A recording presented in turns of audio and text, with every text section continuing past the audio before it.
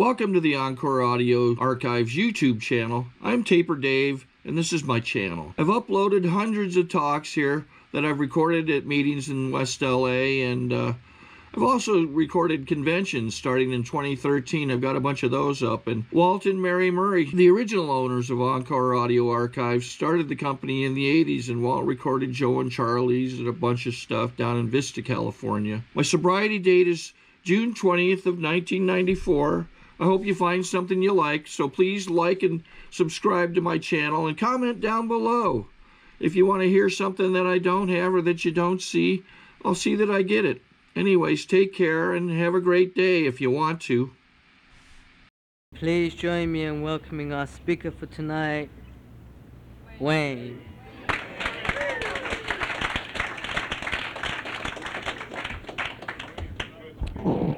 Thanks, Aki. Thanks.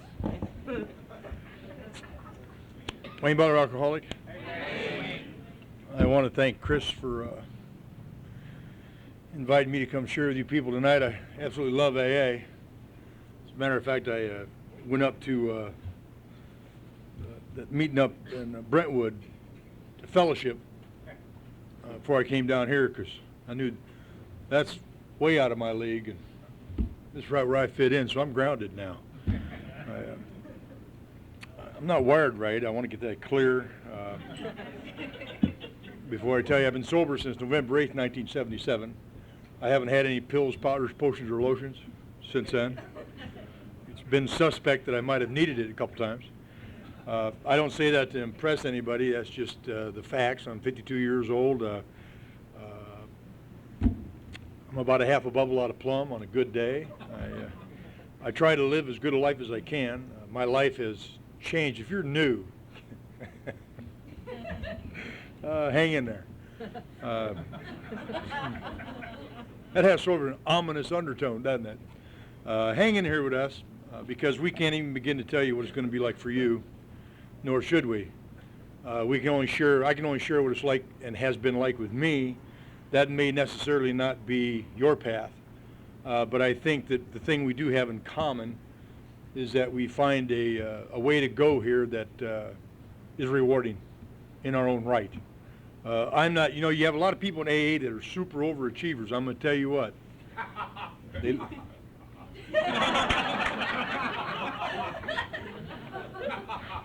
Freedom, I was wondering how long that'd take.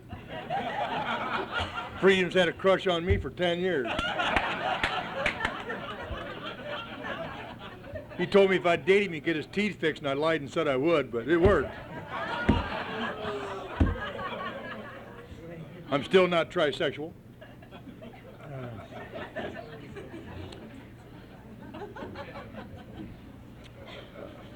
That's one of the things I love about AA is where I come from wasn't a lot to laugh about, wasn't a lot to feel good about, and we're people who normally would not mix.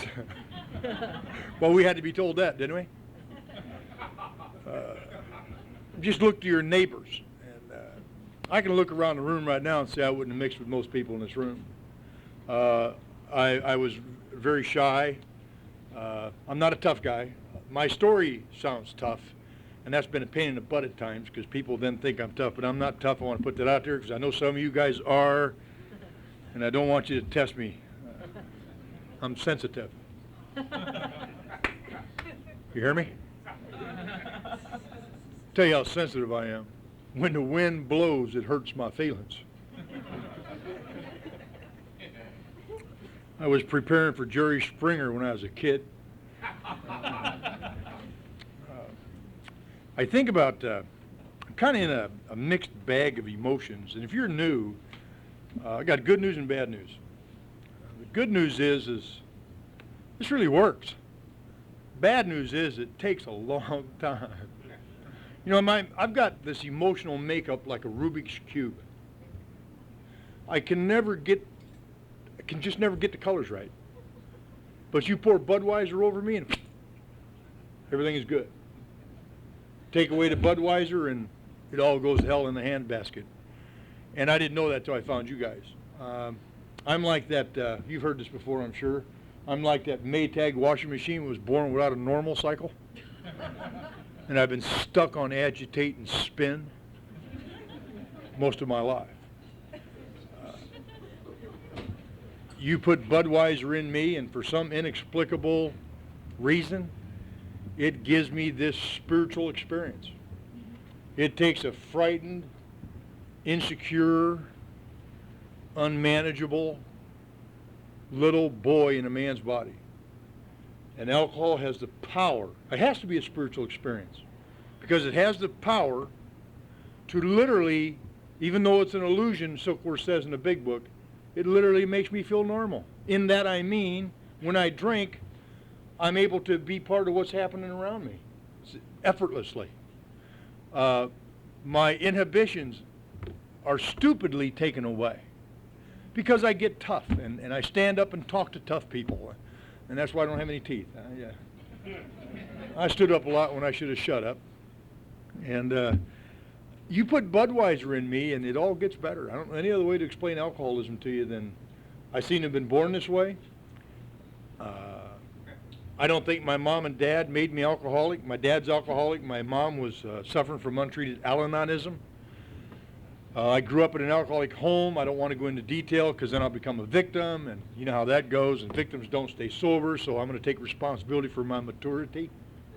But if you want to know what my household was like on any given night, just watch Jerry Springer. It's like they geared it right for my family. And on any given night, it's like my family was whacked. My dad was a truck driver, 32 years.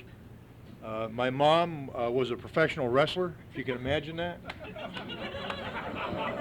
She wrestled in the carnivals, the Royal American shows. I don't know if you've heard of them or not. But my mom is about 5 foot nothing. She weighed 200 pounds, no fat, solid muscle, bodybuilder, weightlifter. Her name on the stage was Big Sill.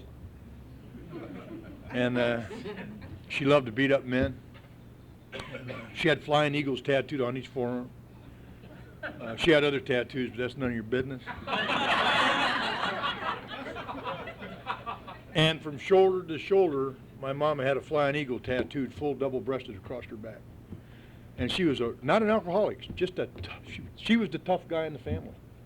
And she used to beat, I used to think my dad was abusing my mom, but that was him. And I only bad-mouthed my mom once, and I never did it again. She picked me right up over her head and body slammed me. That's when I first became acquainted with what happens when your wind is knocked out of you. And that didn't make me alcoholic. It put a definite spin on my personality. And I remember looking around my family, and I mean, it's my mom's a wrestler, my dad's a truck driver, does a lot of speed while he's driving, does a lot of drugs to stay awake on the road, cheats on my mom, they fight each other, beat each other up. My brother was narcissistically incestuous, he screwed himself a lot, and you know what I mean? And my sister, God bless her, and they aren't right. But yet I look at them and I think it's me. I think what's wrong with me? And I seem to have been born this way. Thank God I got a hold of that big book and met you guys and found out that I, and I presume you, have what's called a soul sickness. Chuck C. told me when I was 3 weeks sober in Illinois at a convention he was at, told me my only problem in life is singular. My only problem in life is my separation between my loving Father God and me.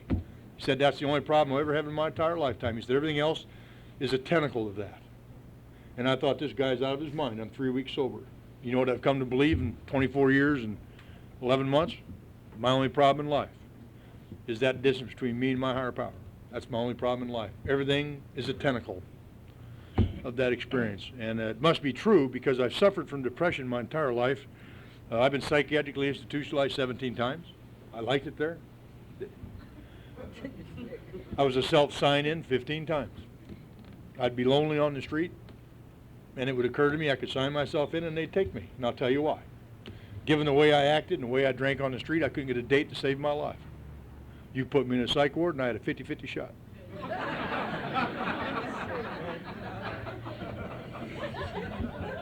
And the doctors helped me out. How many of you have had Thorazine? Come on. Well, Thorazine doesn't do a single solitary thing to slow down the speed of my thinking, but my ass will never catch it. It's like my thinking is way out there. Now, I know if it does it to me, it does it to them girls, too. Somehow I knew you'd like that. You got a big T right there. See, they'd give him that Thorazine, and I'd time it, because I knew in about an hour I had a shot at a date. At the very least, I knew they couldn't outrun me. But then mine would kick in, and we'd have a lot of thinking. I did that 15 times. I've been arrested 9 times for domestic violence. Twice for attempted murder. I tried to kill my mom and dad, and they arrested me for attempted murder. They put me in a psych ward, and I got diagnosed a psychopath.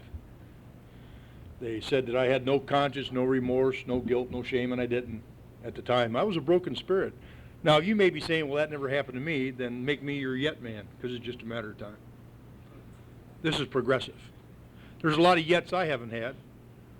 There's a guy I met, his name is Don N. He talked about being in prison most of his life, and in that prison they had sheep, you know, and they sheared the sheep for wool and stuff. And he said he tended to the sheep, if you know what I mean.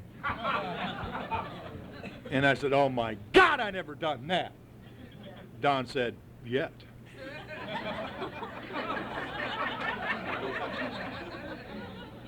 Said, you ever go to prison? It's sort of like that Fram oil filter commercial. You can pay me now or you can pay me later.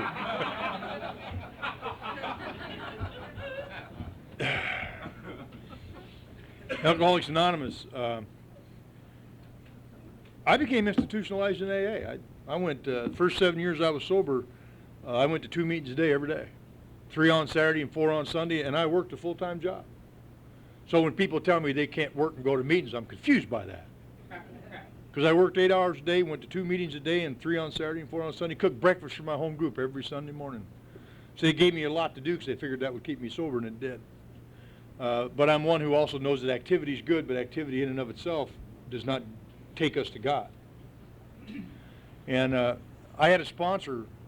I think part of what's bothering me, I've mentioned this to some people in the room that know about this. My sponsor, I had my sponsor for 29 years, 7 months and 4 days, and he just died here a few months back, and I'm not over it yet. I'm still grieving that. That is the single biggest loss in my life, and I'm having a difficult time adjusting to that. And I hope, if you're new, I hope the day comes when you experience what I'm experiencing right now, because it will also mean that you've experienced the greatest love and joy there is in the world, of one human being for another one that puts their life completely aside to give you a chance at finding a life. See, that's AA. My sponsor was AA. In every sense of the word. My sponsor taught me that, he gave me a,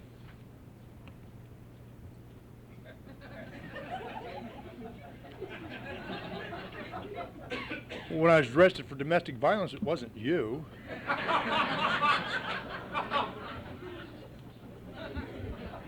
Bob, I'm doing it again. They probably had another meeting to go to.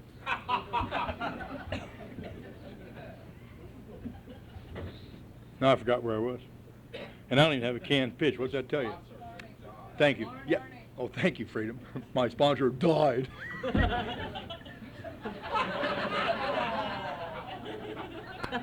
I love your sensitivity, Freedom. What I was saying was I hope you newcomers experience it, because it will indicate that you have... See, my sponsor believed, he taught it to me early. He says, if I'm not leading you to a relationship with God, then I am in fact playing God in your life.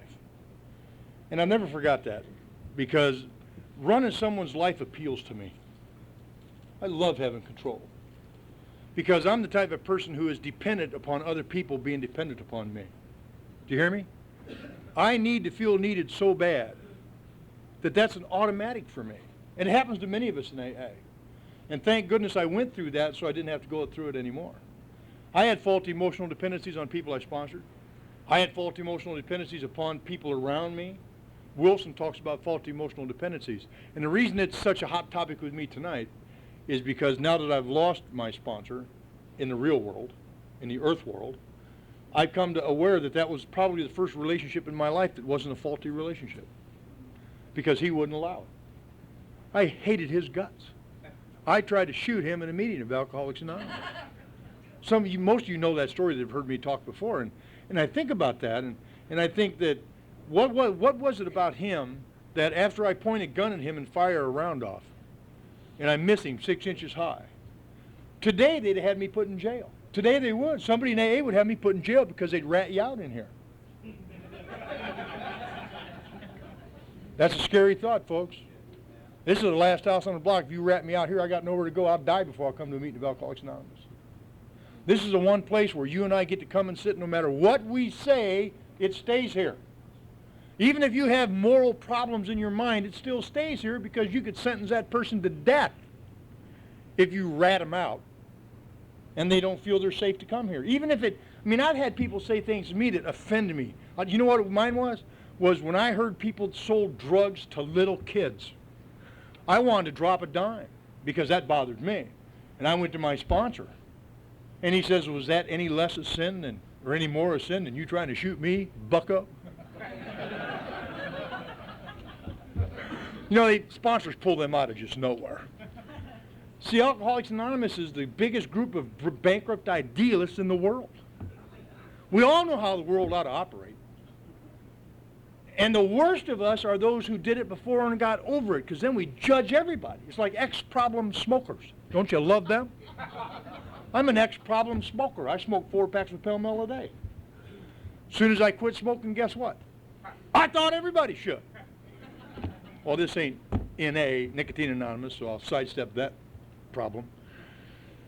And so I've had to find some humor about myself. I don't know. I remember I was 3 weeks sober, and my sponsor took me to the first convention of Alcoholics Anonymous. I'd been slipping around AA for 5 years. I'm a slipper. I'm a golden slipper.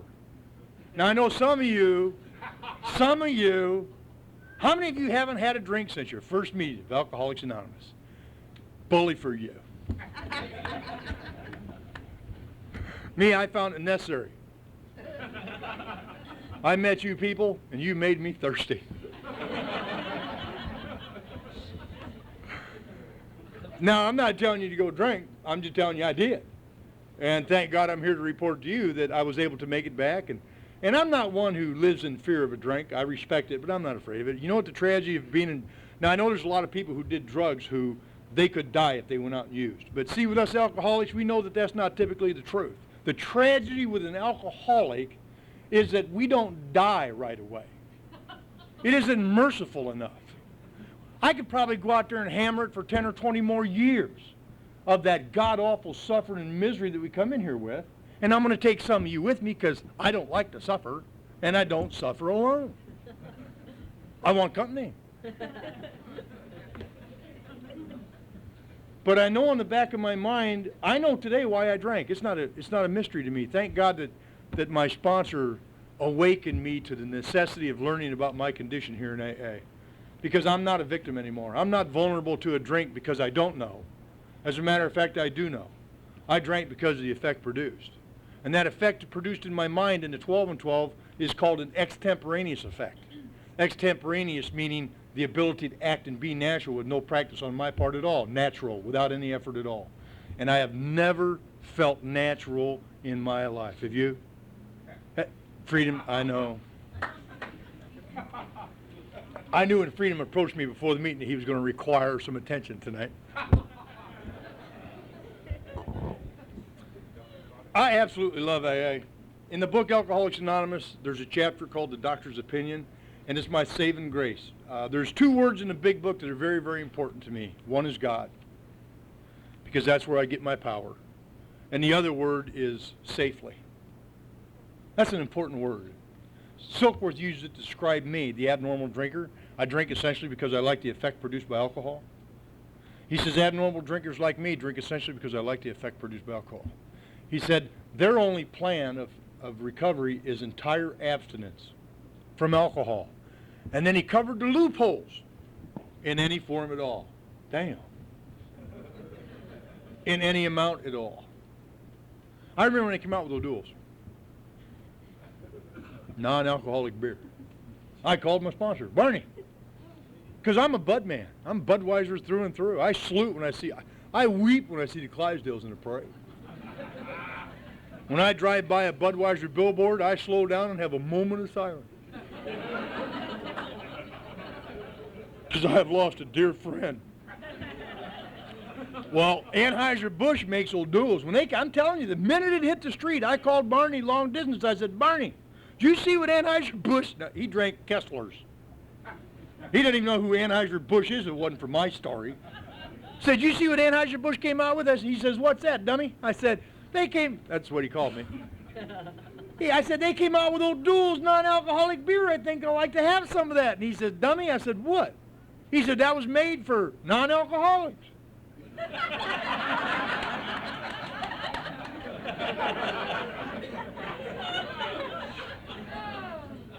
God, I hated him.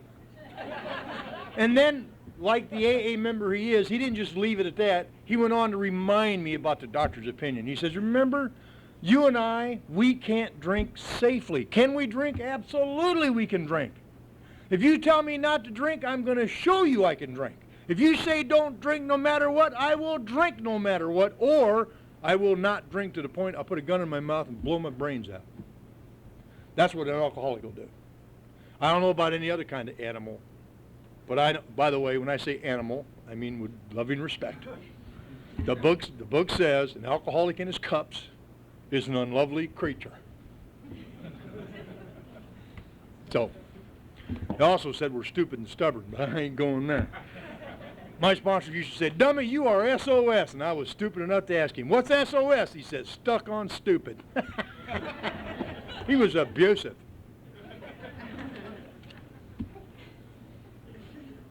I really can't drink safely, folks. I don't know about you. But there's something about me that I can't even drink the littlest bit. Something inside me gets set in motion that tells me I'm going to drink. Even when I don't want to. Even when think I've had enough. I can't stop. Like when I'm at Larry's Oasis and I promise. You know what's funny about alcohol? I get relief just from touching the bottle. Larry's Oasis was my saloon of choice. I would be having a difficult day. I'd be trying to stop drinking. You know how those days are. Were you going to quit forever? With or without a solemn oath? That you just made to your wife who's keeping track? Her mouth was attached to the doorknob, I swear to God.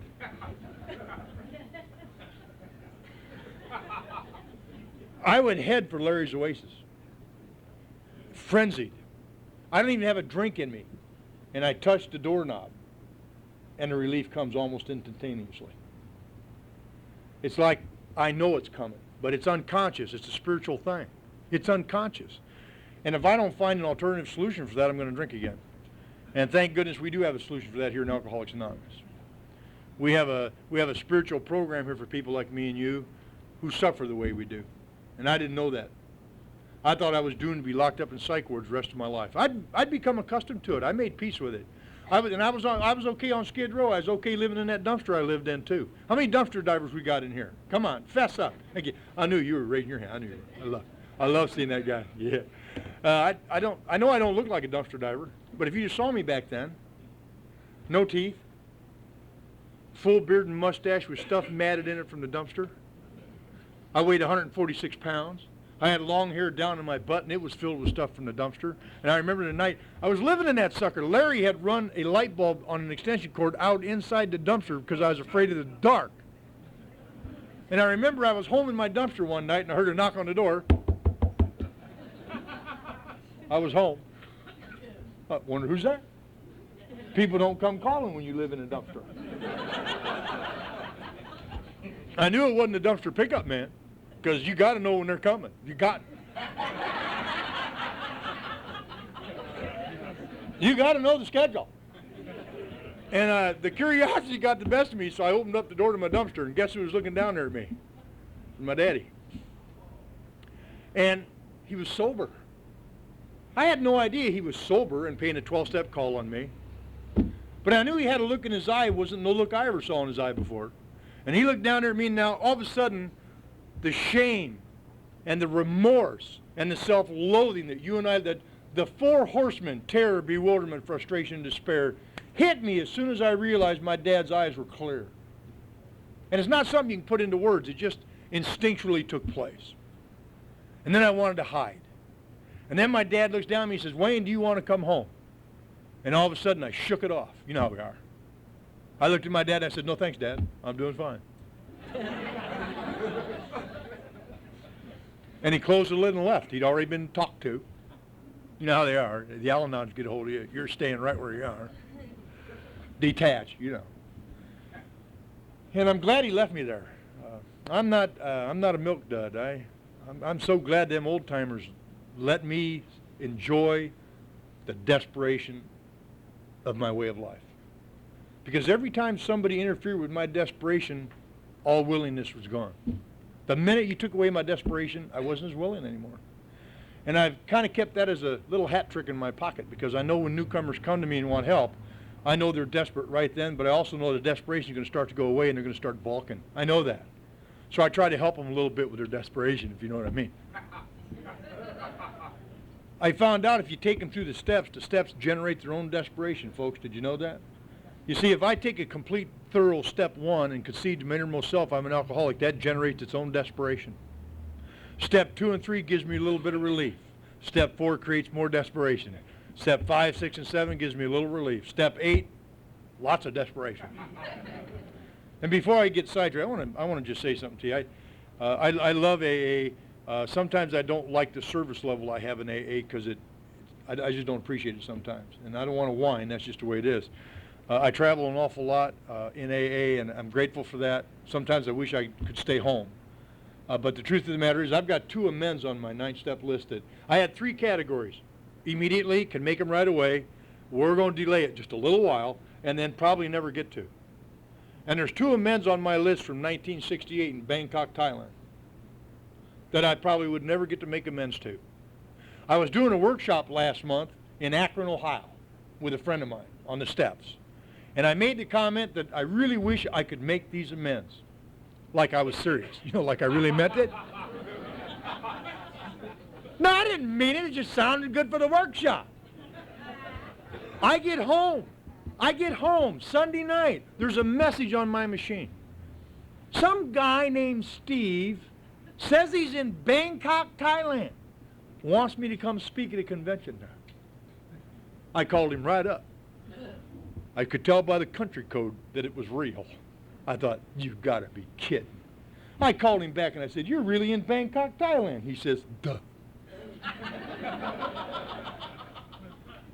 And now, I got to tell you something. A week before that, I was already scheduled to speak at a conference that weekend, but they double booked speakers and I was canceled till next year, till 2004. And I just thought, well, I'll be damned, it's that weekend. And I said, by the way, could you look up a couple families for me? Didn't take me long to figure out what the names were. One of them is Tran. And they're searching them out. And isn't that interesting? Life is funny in AA. And I used to scoff at stuff like this. I used to roll my eyes, judge people, think I knew better than they did. Didn't believe half of them that were talking. Now people roll their eyes at me. People judge me, and I welcome it. They really don't care. I quit caring 3 years ago. Something took place in me 3 years ago that I'm still trying to come through. I changed home groups 3 years ago. I did a terrible thing. I want to tell you what it was. I don't want to get into any personalities. But when I moved to California, I belonged to a group, and I felt personal pressure to get a certain sponsor to be accepted in the group, and I did that, and I broke my sponsor's heart. Barney could not figure out why I dropped him as a sponsor. I did it strictly so I would be accepted and fit in. 3 years ago, I realized what I'd done. And I notified that person that I was going back to my original sponsor, and I went back to my Barney. And I left that group. Now, I'm going to tell you some interesting things have happened since then, but I ain't going into that detail. I'm not here to create any bad karma. But I'm going to tell you something. It opened up aspects of reality I didn't even know existed, folks. And what it was, it forced me to go to a God of my understanding, and those dependencies, those faulty dependencies I lived with sober. Now, by the way, you heard me not blaming nobody, didn't you? Did you hear that loud and clear? Don't go out of here saying I'm playing a victim. I'm not. I place faulty dependencies on people. The bad part of that is that could get me drunk. That'll lead me to a drink. I'll tell you what happened. June 10th of 2000, I was asked to speak at Founders Day. This ain't meant for brag, it just happens to be the facts. And I figured I'd be speaking Saturday morning, 9 a.m. when nobody shows up, because I'm the new kid on the block. And I've got a little fear that I don't talk to nobody about. I'm always afraid in front of a big crowd my false teeth are going to fly out and embarrass me to death. So I get there and I find out they got me scheduled to speak Saturday night. Now this might not mean nothing to you and it might sound like hocus pocus to some of you, but it's just the way it is. So I went to the committee and said, well, I can't speak Saturday night. I don't have enough time. I'm the new kid on the block. Let Reverend Ray talk. You see, I couldn't come out and tell the truth. And the committee member says, well, it's our opinion God picks the speakers and the slots, so shut up, suit up, and show up. And I had no idea what was about to happen to me. And I got up there, there's like 13,000 people there. That's a lot of eyes when you're scared like I am, trying to pretend you're not scared. I get up there. Some friends of mine that were there from my hometown supported me. And I remember I got up there just sweating bullets. And not because I'm a phony, but because I'm just afraid I'm going to fall apart. About halfway through my talk, the inevitable happened. My false teeth blew right out of my mouth. I glued in the bottoms, but I forgot to glue in the tops. And they blew right out of my mouth. I caught them right there. I did. And I never missed a beat. Got them right back in and just kept right on going. Down there on the floor was this halfway house of men and women. They gave them right up front seats. And there was these 4 newcomer girls right in the front row, and they were all like this.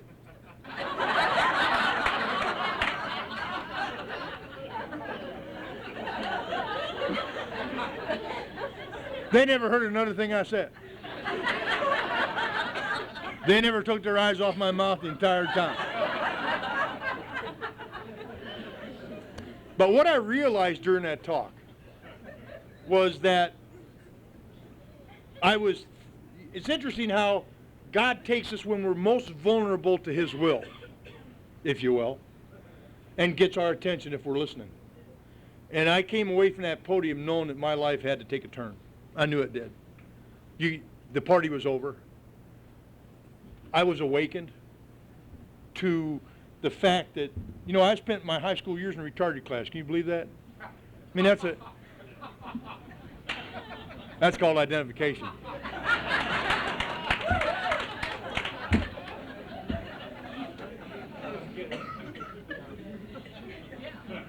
I got diagnosed severely retarded in 8th grade. And I got put in a retarded group home. And I got to tell you, it's better than that alcoholic home.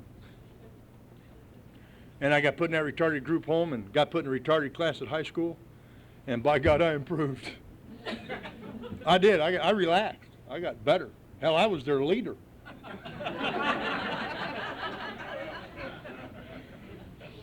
Found out retarded boys go to the girls' bathroom and not get detention. And do you know that I've had many, many people say to me, oh, come on, you weren't retarded. And they mean well when they say that. But you know what? If you examine my life, it's exactly how I lived my life, right up until 3 years ago. I became a cop in my sobriety. Go figure. 9 years sober. How do you become a cop? I didn't think I could be a cop. Come on. How do you become a cop when you've been arrested 9 times for domestic violence? Twice for attempted murder. You've been psychiatrically institutionalized 17 times. How do you become a cop sober? Move to Iowa.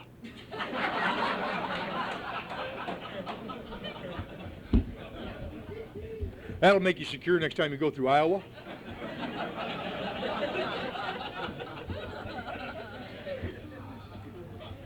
My sponsor tricked me because I didn't think I was smart enough or well enough to be a cop, and he said, don't worry about it, that's not an issue. No offense, come on. I'm a Blue Knight. I still am. By the way, I'm still a Blue Knight. They let me keep my credentials. I ride with the Blue Knights every year, and we go on a trip every year, and I'm glad I do. I'm just not a cop anymore. But, it was amazing they even let me do it. It's sort of like God said, okay, dummy, I'll let you do what you want for a little while, and then you're going to do what I want for the rest of the time. Because you see, when I got to become a cop, I came to believe. But I still, when I was on the job for 8 hours a day, I was okay. But the minute I left work, are you listening? The minute I left work, I went back into that retarded lifestyle. And then the minute I went back to work, how do you do that? But then I go to AA for a little while and I'm okay. I scored under 70 on an IQ test when I was in school. I couldn't figure stuff out. It just, life didn't work for me. But you put a little Budweiser in me and I'll take any test you got. I mean, I took the naval entrance exam and scored in the upper 3 percentile of the United States Navy. Now that's one of two things. Their tests are really, really interesting. Or when I'm caught off guard, you see who I really am. And you know, as an alcoholic, I live defensively and guarded. I can't explain it to you, I just know that that's me. I live defensively and guarded. I'm always explaining myself. That's how cops get us, folks. They say one word, we talk for a week. So we want them to really understand. I mean, that's when I was a cop, I knew that. I did. They assigned me to drunk driving. I loved it. And by the way, if you got a resentment against a cop, it wasn't me. I'll tell you why I like chasing drunk drivers. It was like a 12-step call every night. It was, I'd pack in the back, and it'd be a 12-step. I'd be talking to you about AA all the way to jail. You'd be done listening before I'd be done talking. I had one guy shackled down really, really good in the back seat because he was a lot like I was, his face on the floorboard. And I'm talking to him all the way to jail, and all of a sudden I heard this voice from the floorboard, "Will you shut up and lock me up?" I was his sponsor for 12 years. We were just talking before the meeting. Like 5 of the people that I sponsored in Iowa moved out here after I did. And they're all doing very well. We've all gone different ways with our lives. And they're all doing well, not because of me, but because they surrendered to AA. I don't take the credit for that. I was just an instrument, just like any of us in the room. And it gave me a little bit of self-worth. It gave me just a little bit enough to keep me going. And at every turn when doubt began to creep in, something in AA would resurrect my hope.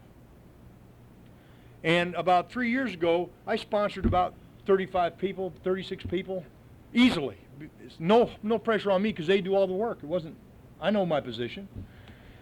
And then 2 years ago, I told them all to get new sponsors, even helped them get new sponsors. People thought I was going to drink, thought I was leaving AA. And what I did was I went to Chicago for a year and took a year off, didn't speak, didn't go anywhere except what I had committed a little bit. Worked and finished some projects I was working on, and me and a friend of mine in Chicago started a new AA group, and I got back to basics. And I came out of that retarded thing. Took an IQ test, found out I've got an IQ over 150. Jesus God. And I'm glad I don't regret the past. You see, the book says we don't regret. There's some people who regret my past. There's some people who think I should regret my past, even in AA. See, the only thing, AA's perfect, save one thing. There's people in it. And I'm a people. And what a heartbreaking riddle it was to me when I realized that we weren't saints. Oh my God. I didn't think anybody would hurt me. I didn't think I would hurt anybody. I thought this was sanctity here. How disillusioned was I? Oh my God. And thank God I was sick enough that I didn't come out of that disillusionment for a long, long time. It kept me protected because I was so sensitive I could not live in that.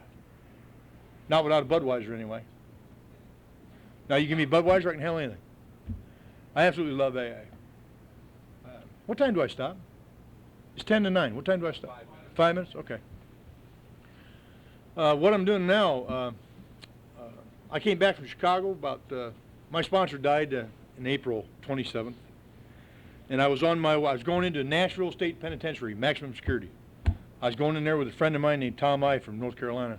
We were doing a spiritual workshop inside the maximum security penitentiary. That was his idea, it wasn't mine. I like psych wards. I don't like them other places. There's murderers in there, for God's sake. And as we're going in,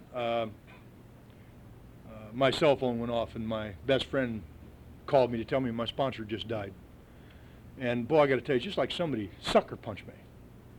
And no, I don't have a faulty dependency on my sponsor. I love him with everything in me. I love my sponsor. and I didn't want him to die. Well, that's none of my business.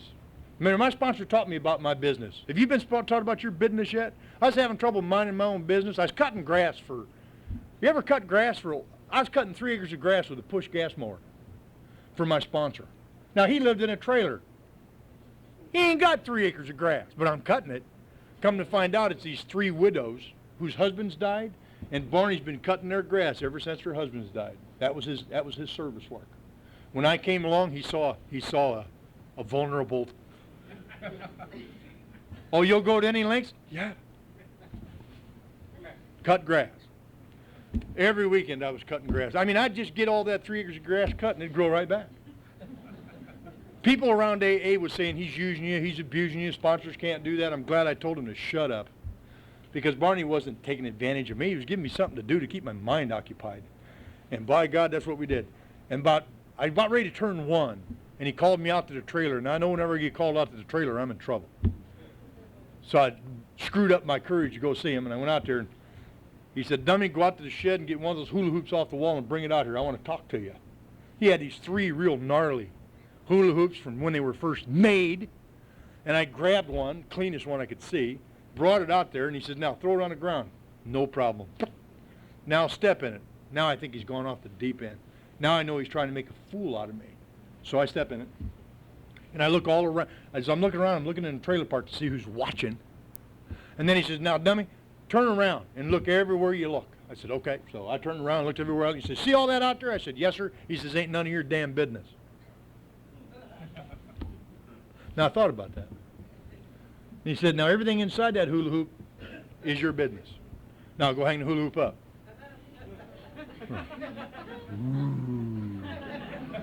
Well, that was profound. So I took the hula hoop out to the shed and hung it back up, and then, I noticed something under a tarp. There was a tarp there.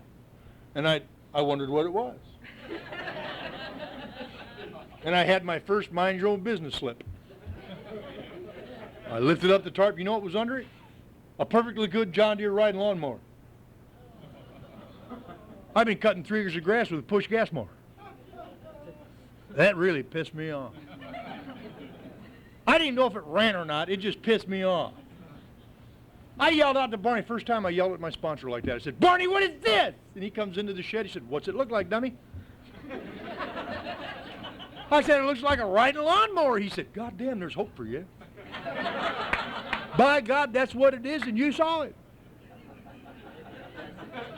I said, "Does it work?" He says, "Perfectly." I said, "Well, how come I'm cutting grass with a push mower?" He says, "Because you ain't got a driver's license."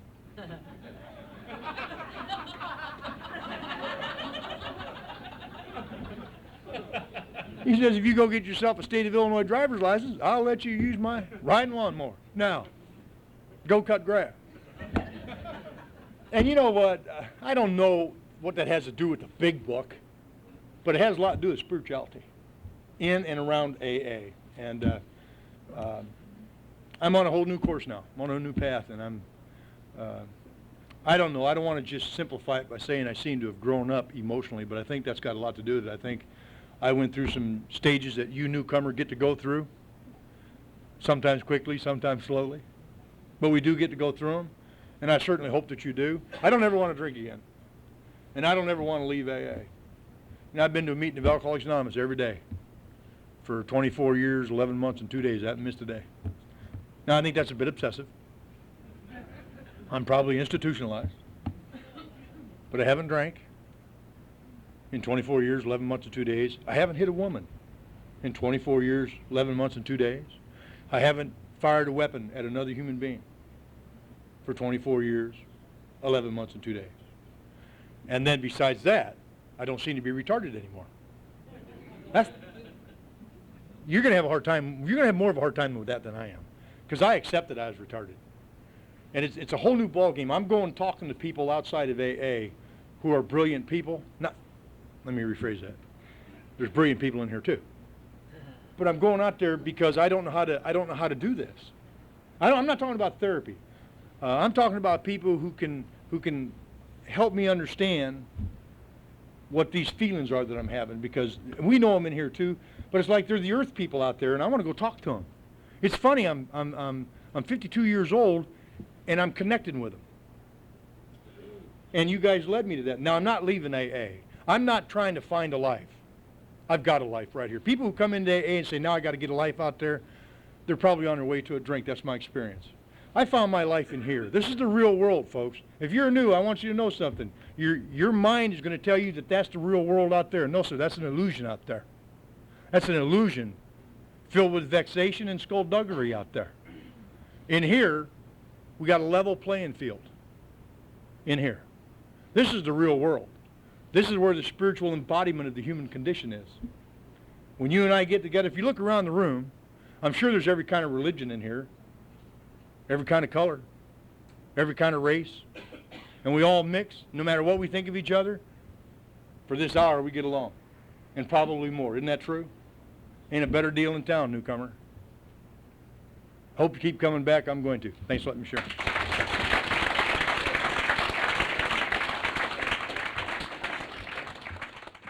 I think we got a great talk going on here. Thanks for watching the channel. Taper Dave here. Just curious, do you think this is better than Zoom? Okay, this is how I prepare my drone for launching. I like to do it inside the cab of my truck so I'm not standing outside in the weather. To install the joysticks for control, up and down, right and left, powered on. I have an Android phone that I use to connect it to the drone with. And it's actually controlled through the iPhone, through an app. Oops, wrong way. It's actually controlled through the iPhone, or through this Android phone, through the app. It's actually controlled through the Android phone, through an app, and you connect it through this short connection right here.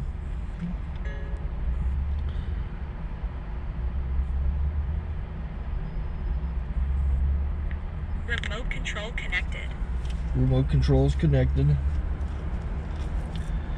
So I pull out the drone. I have to extend the legs. Long legs extended first, then the short legs. Remove the gimbal protector. Set that aside, then power it on one short burst, then one long burst. I lay it down. So I have to go to calibrate. So the drone's not connected yet. It shows you here as this drone gets disconnected, even though the remote's powered on. So the drone has to establish it's connected. So I go into the app to calibration mode. First I'll calibrate the remote controller. Start calibration. Out, in, out, in, up, down, and then this little wheel is to control the gimbal. So it's calibrated. Go to gimbal calibration, start calibration, and then it calibrates the gimbal. I don't know if that shows up. The gimbal's moving all over the place. Changes, you can see it on the video. And I'm calibrated to take off. It's acquired 7 satellites at the moment. There are 26 satellites up in the sky, which it has to acquire before you can take off. So it's connected. It's got enough satellites. This is white. I can go to press this little arrow button, swipe right to take off, and it would start the motors if I slid this to the right. But I'll wait till I get outside. Don't want to do it inside.